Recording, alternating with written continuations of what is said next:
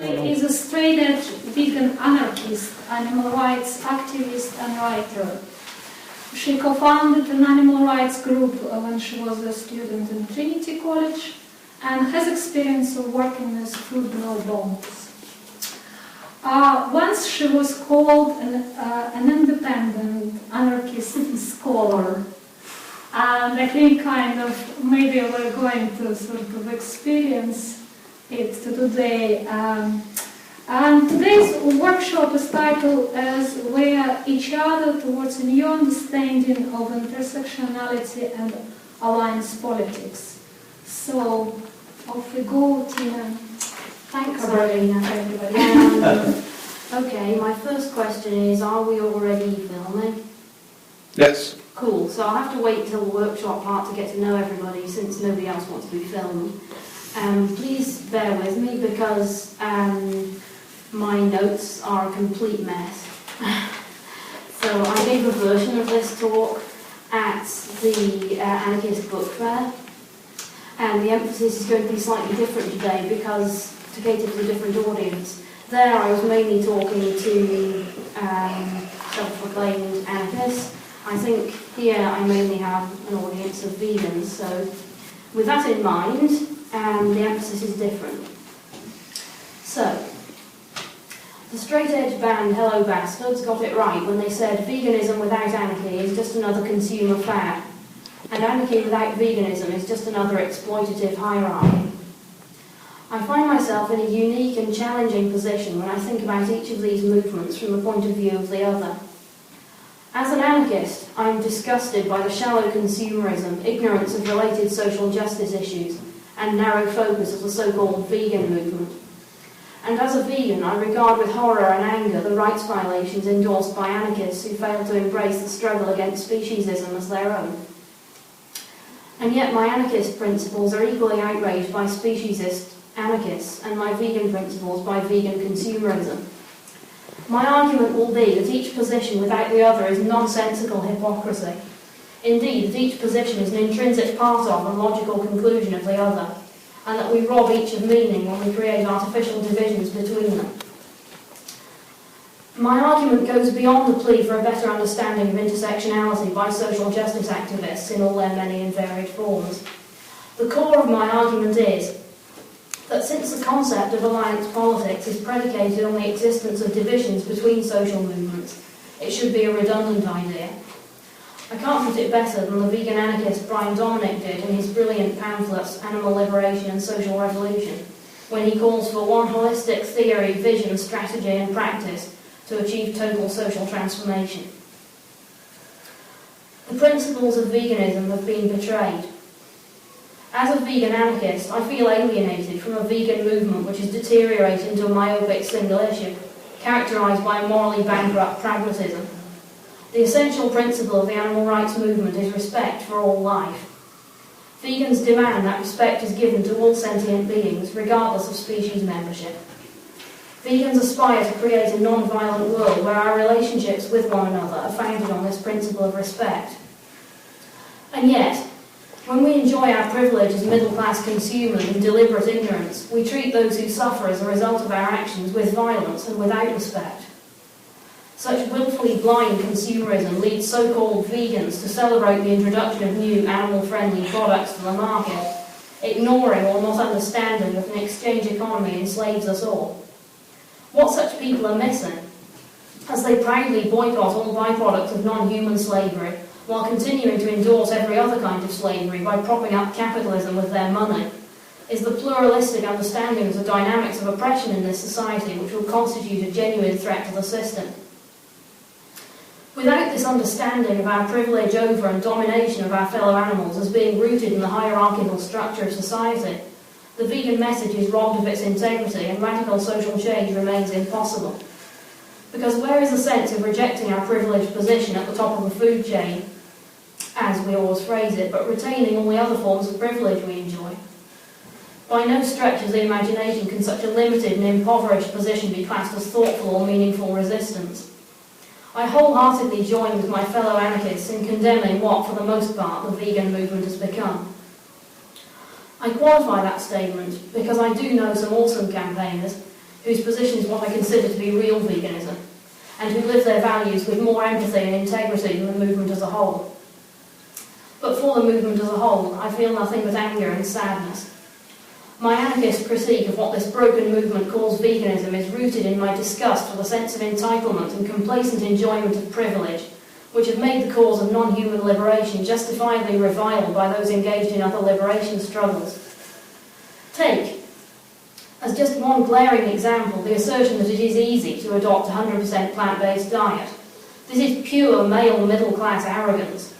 The most common defence of this position offered is that we are already making things difficult enough, both for ourselves and for others, and that if we address issues of oppression and social pressure in each other's lives with honesty and empathy, we will scare people off.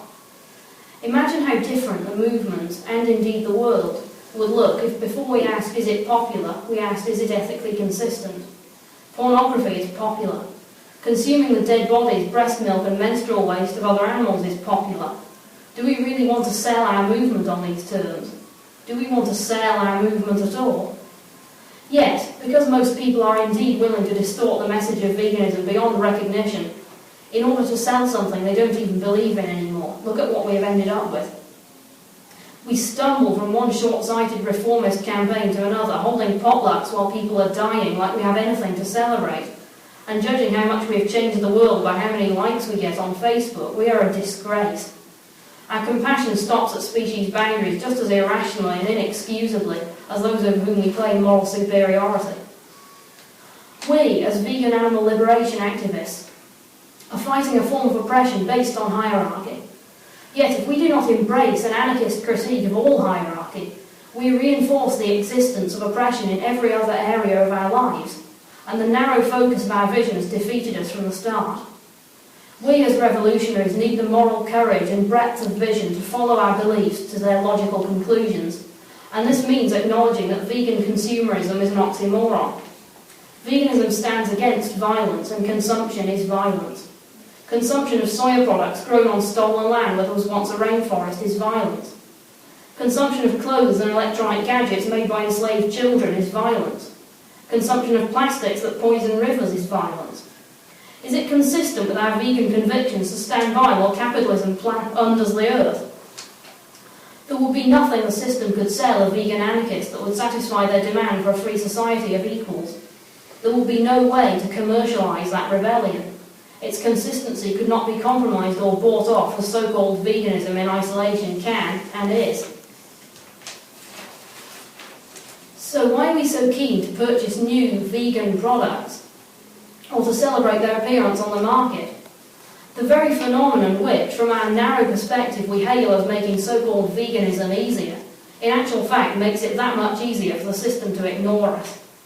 By making our rebellion consumable, they have built a niche in oppressive society where we are no threat to the established order, where we can happily delude ourselves that our lifestyles constitute meaningful dissent, while pouring our money into maintaining the establishment on which we naively think we have turned our backs.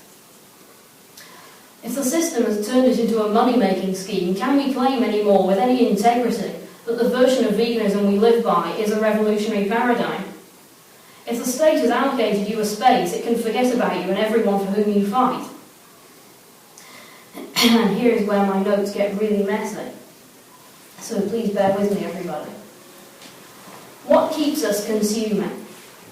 Herbert Marcuse, who is a political theorist, recognised the power of what he called false needs to disarm oppressed peoples and keep them from becoming an effective revolutionary force. Most of the things we exchange money for are socially constructed necessities which have no value, besides the value invested in them by persuasive advertisements. Under capitalism, we have our lives stolen, robbed of all meaning, and sold back to us disguised as something we want, instead of a pathetic shadow. And to vegans, the state can sell that shadow and that complicity together with a comfortable degree of self-satisfaction. What it wants us to forget is that revolution has no price tag. What it comes down to is this. Choice between causes involves inconsistency, and there is no room for inconsistency in a revolutionary life. When we set limits to compassion, we abandon someone who needed us. When we purchase products in stores, it is our responsibility to think not only about the people whose flesh and breast milk were or were not on the ingredients list, but also the people who made the product we are holding, who packaged and transported it, and who take our money at the checkout. If we do not think about all these people, if we use our ignorance as an excuse for our complicity in their suffering, we have failed in that responsibility. And we have this responsibility because we are lucky enough to be somewhat freer than those below us in the social order. We have the luxury of deciding if we have the time and energy and resources to defend those less fortunate, if we can be bothered to join the struggle this week. They don't have this luxury. Their struggle is a struggle for survival, for freedom, safety and dignity of which every shred has been stolen. It is our task as activists, as well as our absolute moral duty, to carry this humbling knowledge with us, to never forget it, and to never forget them. We can remember their suffering, honour their pain and their memories, and do what we can to protect them with what seem to us the smallest and most ordinary actions of our everyday lives, which have a political significance that when it suits us we ignore or deny.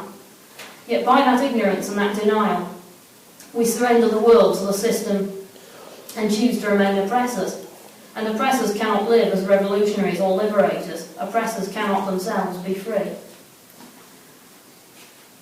I am vegan because I don't have the right to take anyone's freedom or anyone's life, because all exploitation is wrong and can never be justified, and because I refuse to participate in the objectification and enslavement of others.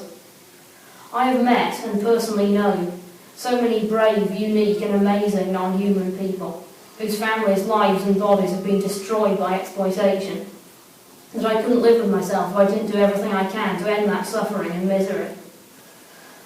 Yet I have also met and personally known many brave, unique and amazing members of my own species who have suffered just as terribly and known just as little empathy and justice in their lives. It is true that, as a feminist, I feel anger for the bereaved mothers among our fellow animals who are, as Patrice Jones puts it, enslaved by their femaleness. Yet it is equally true that, as a vegan, I am sickened by a patriarchal society that permits trade in the bodies of women and children. As a vegan, I stand with and for exploited workers, battered women, people oppressed because of the colour of their skin or their sexual orientation, because all these oppressions have one name, and that name is hierarchy. Lost again. Here we are. I'm in complete agreement with Brian Dominic, who refers to single-issue vegans who fail to recognise and rebel against oppression in the wider context of a hierarchical society, as liberal vegetarians.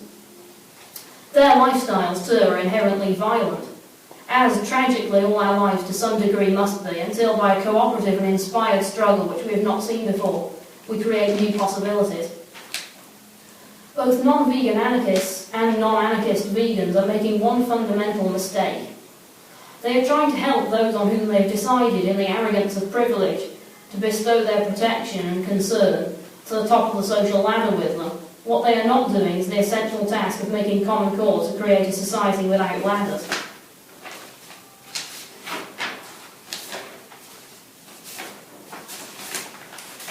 I am an anarchist because anarchy is the struggle that embraces all struggles. Anarchy means freedom for everyone, and with complete freedom comes complete responsibility. A vital part of the anarchist spirit is the rejection of the contented ignorance carefully fostered by the state, in favour of the political consciousness and conscience of the militant revolutionary.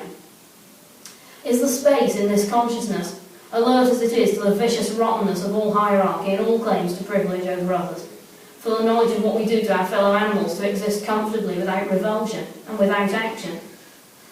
No one is a resource and no one is a commodity. No one's value can be measured by how much money they make for someone else, or how much pleasure or utility the possession of their body has for others. No revolution is possible in a world where self-proclaimed revolutionaries sit down to a meal of cooked flesh and stolen breast milk of grieving mothers. Speciesist objectification is no better than sexist objectification, and the excuses for it are just as flimsy. I refuse to apologise for making these analogies. We have shied away from making them for far too long. Can we not see that their oppression is our oppression?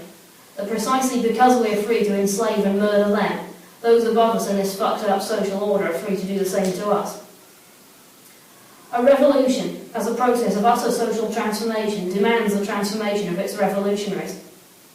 We must lead revolutionary lives, which means striving to live and to relate to one another with empathy and honesty in a culture saturated with dishonesty.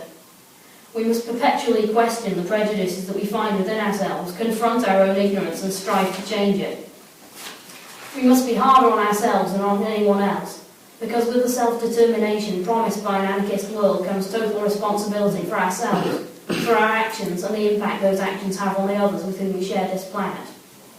We must rebel against the dynamics of oppression and exploitation wherever we find them, and that includes within ourselves. We must ask ourselves hard questions and shape the foundations on which our own privileges rest, because until we do, we will live in a world filled with violence, and no one will know safety, freedom or peace. This speech is an appeal for solidarity, but I'm not asking for solidarity for my cause. I don't claim ownership of a cause. I don't understand how compassion can be encased within the rigid boundaries we invent between movements that are really one movement. Anarchy means the rejection of hierarchical dualisms, and this includes that which oppresses our fellow animals. At the core of veganism is the aspiration to do no harm, and this demands rebellion against a capitalist system that harms everyone. A vegan capitalist world cannot exist, any more than a speciesist anarchist world. Social movements have so much to share with and learn from each other, but I would go further than this. We are each other. We need to abandon the counter-revolutionary capitalist ethic of competitiveness, because if we made common cause, nothing and no one could stop us. So, for the sake of our fellow animals who were murdered in their billions or lived through another day of unspeakable misery and exploitation today, for the women and children who were beaten and raped today, for those whose lives are stolen because capitalism demands that we earn and pay for the right to exist, for everyone whom oppressive power relations has ever hurt, I ask that we stop arguing about who is more important. Everyone is important and everyone comes first. Where there is violence and oppression, there is our struggle. Think of the atrocities that happened today while we argued over the differences we've invented. These things are our fault. Right now is not soon enough to act, and the time for excuses is over. For all our sakes, we must do better. When we hand over responsibility for all that suffering to the system, we hand power to the system, and surrender the power to change everything that is in our hands. This is the capitalist ethic of it's always someone else's fault. It's so comfortable and convenient, and such an enormous, inexcusable and destructive lie. True community is the enemy of capitalist tyranny, and living our beliefs is better outreach than talking about our beliefs can ever be. It is easy in a mutilated world where all of us are scarred and we see violence wherever we look to feel disempowered. Yes, each of us is a tiny person held captive by the establishment's ruthless greed and brainwashing, and by the warped values of the society in which we've grown up. But each of us has the power to be an angry person who wants change, and who believes that, with effective strategy and organising, meaningful social change in the form of a revolution is still possible. And in the context of social movements, anger and belief are two of the most powerful things there are. The only thing more powerful, the thing on which the future of all our struggles for total liberation depend, is solidarity. Herbert Marcuse called solidarity the driving power of liberation, so that's what I'm asking for today. And today, I want to end with the words of a guy you will all have heard of, by the name of Ernesto Che Guevara, who said, "If you tremble indignation at every injustice, then you are a comrade of mine."